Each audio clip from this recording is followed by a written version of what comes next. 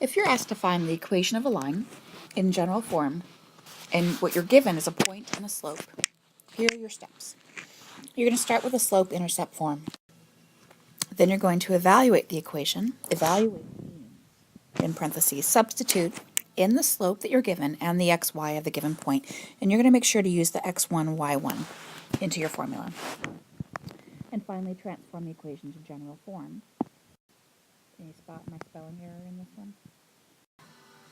So let's do an example to help kind of make this work. Here's your point, -1, 4, and your slope, 2/3. What we're going to do is label this x1, y1, and we know this is our slope. So we're going to take our y equals mx plus b, and we're going to substitute in for y, 4 equals m, slope, 2/3. X is -1 plus b. So notice that the one variable we don't know, the one variable we'll solve it that we are solving for, is this one. So let's do the math out. So we know that 4 equals -2/3 plus b. Okay. And now what we're going to do is we're going to move this 2/3 to the other side because we want to find out what b equals. So we're going to add 2/3 to both sides. Okay. Therefore, b equals 4 2/3. And it will be easier to work with this if we convert that into an improper fraction. So that's going to be 14/3. It's important not to confuse that this is a lowercase b and this is an uppercase b. All right, these are different values in this case. So what we're going to do is take this b, which is this y-intercept here, right? And we're going to go back to our slope-intercept form, and we're going to get y equals the slope of 2/3 x plus 14/3. This is what we're going to transform, step 3, into general form. So we need to have all x and y on the same side. So I'm going to work on my x here first, right? So I'm going to subtract 2/3 x from both sides. And because x and y are not like terms, I have -2/3 x minus y equals, and I have 14/3 over here. Now it's in the correct order. Oop, it's plus y. But remember that in general form, we want to have our a value to be positive and to not be, and we don't want any fractions across the whole equation. So we can tackle those at the same time if we want. And what we can do is multiply the whole thing multiply every term by -3. If we multiply by -3, we clear the fractions. And if we multiply by a negative, then we change the sign of the first value, the x value, and then all that means is changing the signs of the others. So here we're going to get positive 2x minus 3y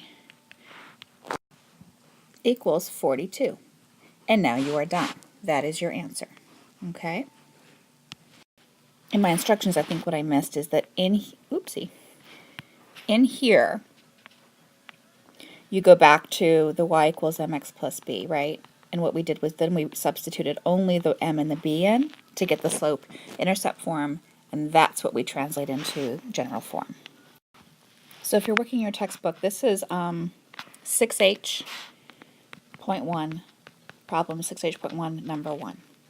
Now, let us suppose that the question that's being asked of you is different.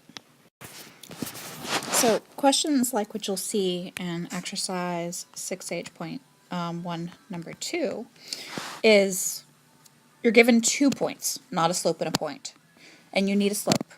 So what you do is you use the 2 points in the and the gradient formula, and you solve for slope so that you have a slope. Okay? Then you follow all the steps of the first problem. So here are 2 points, and we're going to substitute into the formula. If you need to, it's a good plan always to label your values so that you know what which one is the x1 and y1, which is the x2, y2. So I'm going to start with y2 minus 3, and x2, 5 minus -1. Watch your negatives, right? So remember, you want to reduce this as much as possible. And it's okay that it's top heavy, that it's an improper there. So now you have a slope. And what you're going to do is you're going to pick one of the points. So I'm going to pick -1, 3 as one point, and I'm going to use my slope of negative 4/3, and I'm going to follow all the steps of the previous problem. And I multiply out my negative 1 times negative 4/3, so I'm going to get positive 4/3 minus b. Oh, it's actually plus b, my bad. Okay, and again, I need to find out what b is. So I'm going to times everything by 3. Happens to be positive 3 this time. The previous problem it was negative 3. So I'm going to get 9 equals 4 plus 3b. I'm going to subtract 4 from both sides. I get 5 equals 3b, and my intercept is 5/3. I substitute that back into my slope-intercept form, and then I rearrange and make sure that my a value is both positive and that the entire equation is not a rational equation, it's not a fraction, right? That's why I multiplied by 3 up above. So no fractions. Sorry, I don't have a stylus, so I'm really messy today. All right. If you're asked to find the slope of a line from an equation that is not in slope-intercept form, this is really kind of straightforward. All you do is rearrange it into slope-intercept form. So here's an example. 3x plus 6y equals 12. We want to move that into a form that looks like this. So I need to move my 3x to the other side. And I get this. Well, make sure you watch your signs there, right? And then I just need to have my y have a value of 1, so I'm going to divide everything by 6. And that's kind of straightforward, right? We've seen a lot of this before. So I get y equals, and remember, you want to reduce your slopes for gradients. That's it. You're done. This will help you with 6H.1 number 3 problems. So really quick to review, we started with this. Look it over, remind yourself. Started with the slope-intercept form. Then we did problems like this, where we started with the gradient formula and then put that into the slope-intercept form following the former process.